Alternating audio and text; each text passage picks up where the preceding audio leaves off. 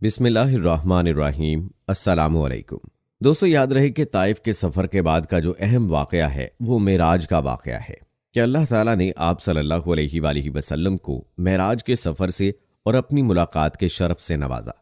آج کی ویڈیو میں ہم آپ کو سفر معراج کے بارے میں تفصیل سے بتائیں گے اور سفر معراج کے واقعے کے ساتھ آپ کو ایک معروف صحابی رسول طفیل بن عمرو دوسی رضی اللہ تعالی عنہ کے اسلام لانے کا واقعہ بھی سنائیں گے۔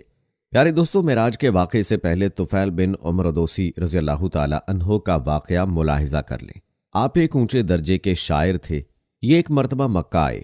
ان کی آمد کی خبر سن کر قریش ان کے گرد جمع ہو گئے۔ انہوں نے طفیل بن عمرو دوسی رضی اللہ تعالی عنہ سے کہا، آپ ہمارے درمیان ایسے وقت میں آئے ہیں جبکہ ہمارے درمیان اس شخص نے اپنا معاملہ بہت پیچیدہ بنا دیا ہے۔ اس نے ہمارا شیرازہ بکھیر کر رکھ دیا ہے، ہم میں پھوٹ ڈال دی ہے۔ اس کی باتوں میں جادو جیسا اثر ہے۔ اس نے 2 سگے بھائیوں میں پھوٹ ڈال دی ہے۔ اب ہمیں آپ کی اور آپ کی قوم کی طرف سے بھی پریشانی لاحق ہو گئی ہے، اس لیے اب آپ نہ تو اس سے کوئی بات کریں اور نہ اس کی کوئی بات سنیں۔ انہوں نے ان پر اتنا دباؤ ڈالا کہ وہ یہ کہنے پر مجبور ہو گئے، نہ میں محمد کی کوئی بات سنوں گا اور نہ ان سے کوئی بات کروں گا۔ دوسرے دن طفیل بن عمرو دوسی رضی اللہ تعالی عنہ کعبہ کا طواف کرنے کے لیے گئے تو انہوں نے اپنے کانوں میں کپڑا ٹھونس لیا کہ کہیں ان کی کوئی بات ان کے کانوں میں نہ پہنچ جائے۔ آپ صلی اللہ علیہ وآلہ وسلم اس وقت کعبہ میں نماز پڑھ رہے تھے۔ یہ آپ صلی اللہ علیہ وآلہ وسلم کے قریب ہی کھڑے ہو گئے۔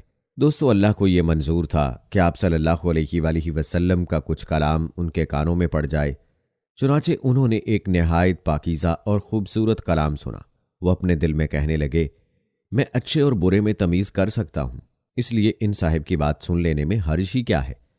اگر یہ اچھی بات کہتے ہیں تو میں قبول کر لوں گا اور بری بات ہوئی تو چھوڑ دوں گا۔ کچھ دیر بعد آپ صلی اللہ علیہ وآلہ وسلم نماز سے فارغ ہو کر اپنے گھر کی طرف چلے تو انہوں نے کہا، اے محمد، آپ کی قوم نے مجھے ایسا ایسا کہا ہے، اسی لیے میں نے آپ کی باتوں سے بچنے کے لیے کانوں میں کپڑا ٹھونس لیا تھا، مگر آپ اپنی بات میرے سامنے پیش کریں۔ یہ سن کر آپ صلی اللہ علیہ وآلہ وسلم نے ان پر سلام پیش کیا اور ان کے سامنے قرآن کریم کی تلاوت فرمائی۔ قرآن سن کر طفیل بن عمرو دوسی رضی اللہ تعالی عنہ بول اٹھے، اللہ کی قسم، میں نے اس سے اچھا کلام کبھی نہیں سنا۔ اس کے بعد انہوں نے کلمہ پڑھا اور مسلمان ہو گئے۔ پھر انہوں نے عرض کیا، اے اللہ کے نبی صلی اللہ علیہ وآلہ وسلم، میں اپنی قوم میں اونچی حیثیت کا مالک ہوں، وہ سب میری بات سنتے ہیں، مانتے ہیں۔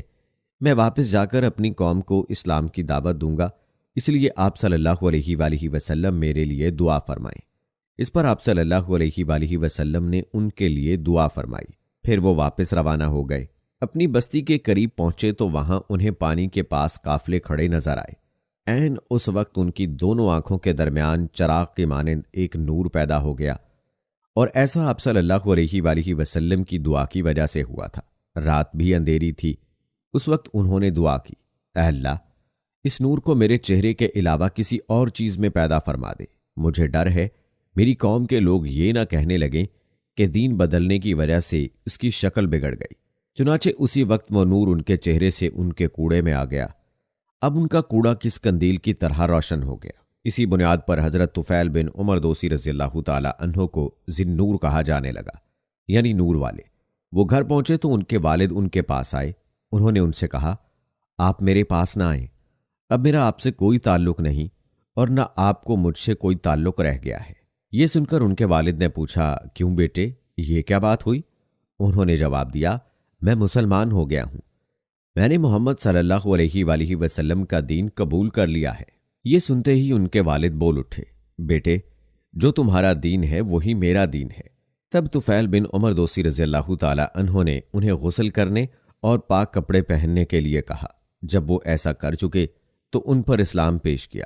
وہ اسی وقت کلمہ پڑھ کر مسلمان ہو گئے۔ پھر ان کی بیوی ان کے پاس آئیں، انہوں نے بھی اسلام قبول کر لیا۔ اب انہوں نے اپنی قوم کے لوگوں پر اسلام پیش کیا، وہ لوگ بگڑ گئے۔ ان کا یہ حال دیکھ کر حضرت طفیل بن عمر رضی اللہ تعالی عنہ پھر حضرت نبی کریم صلی اللہ علیہ وآلہ وسلم کے پاس گئے اور آپ سے عرض کیا، اے اللہ کے رسول، قوم دوست مجھ پر غالب آ گئی، اس لیے آپ ان کے لیے دعا فرمائیے۔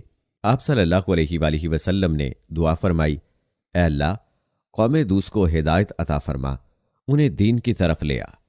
حضرت طفیل بن عمر دوسی رضی اللہ تعالی عنہ پھر اپنے لوگوں میں گئے۔ انہوں نے پھر دین اسلام کی تبلیغ شروع کی۔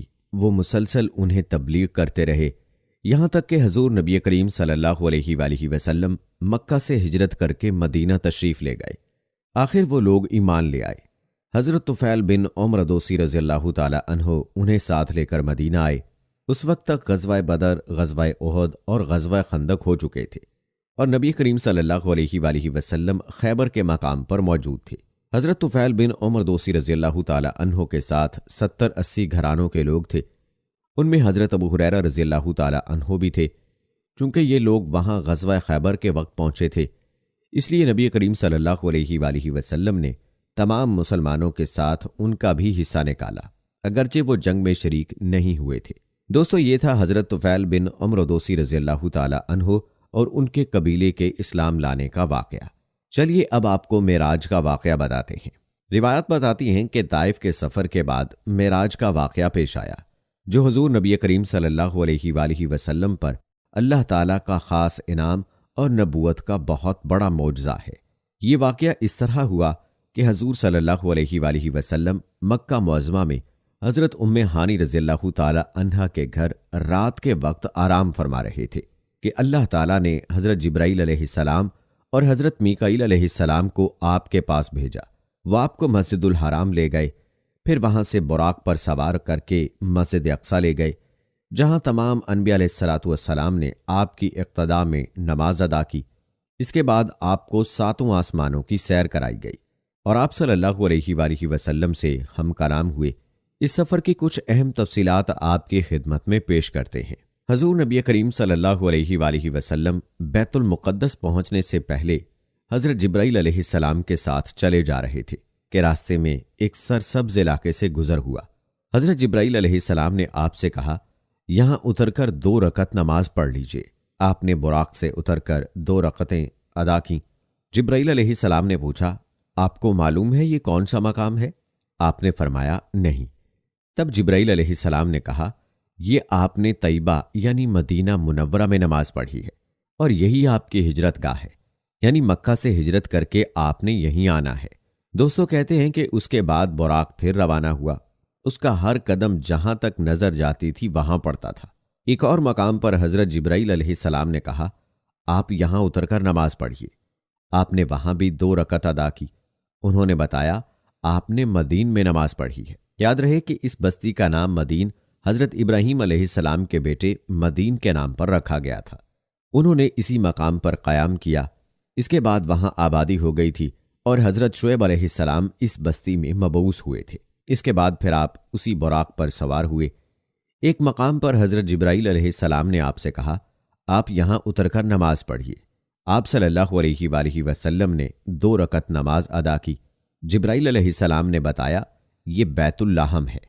بیت اللحم بیت المقدس کے پاس ایک بستی ہے جہاں حضرت عیسیٰ علیہ السلام کی پیدائش ہوئی تھی۔ اسی سفر میں آپ صلی اللہ علیہ وآلہ وسلم نے اللہ کے راستے میں جہاد کرنے والوں کا حال دیکھا، یعنی آپ کو آخرت کی مثالی شکل کے ذریعے مجاہدین کے حالات دکھائے گئے۔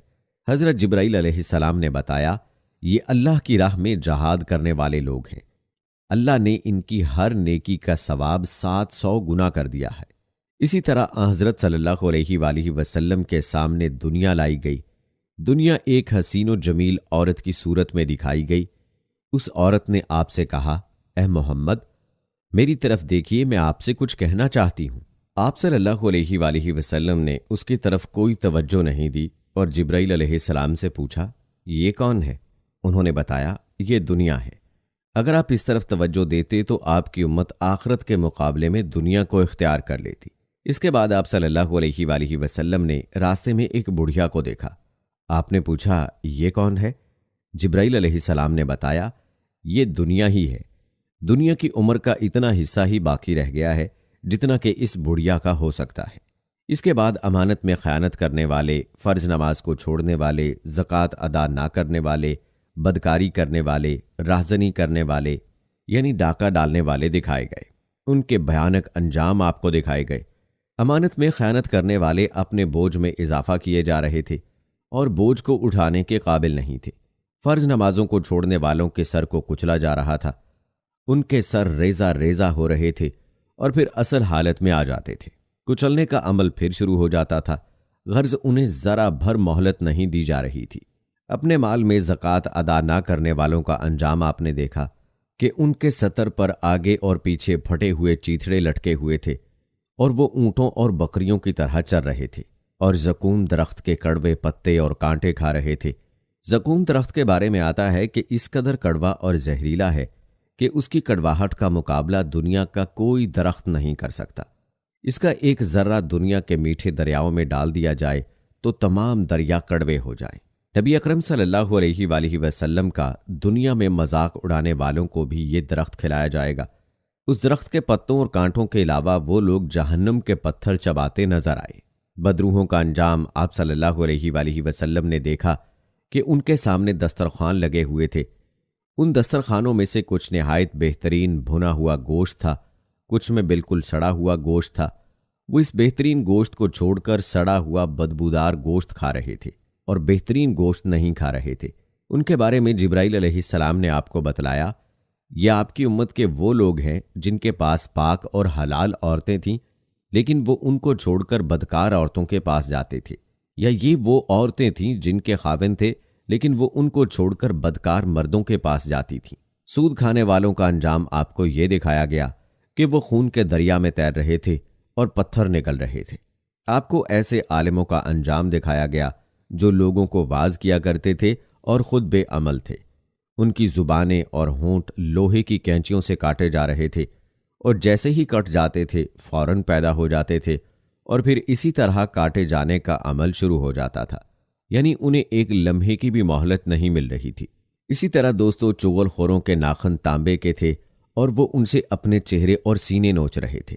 پیارے دوستو، اسی سفر میں مسجد اقصیٰ میں انبیاء علیہ الصلوۃ والسلام کی نماز میں امامت فرمانے کے بعد حضور اکرم صلی اللہ علیہ وآلہ وسلم کو 7 آسمانوں کی سیر کرائی گئی۔ جلیل القدر انبیاء علیہ الصلوۃ والسلام سے ملاقات کرائی گئی۔ پھر آپ صلی اللہ علیہ وآلہ وسلم کو جنت کا حال دکھایا گیا۔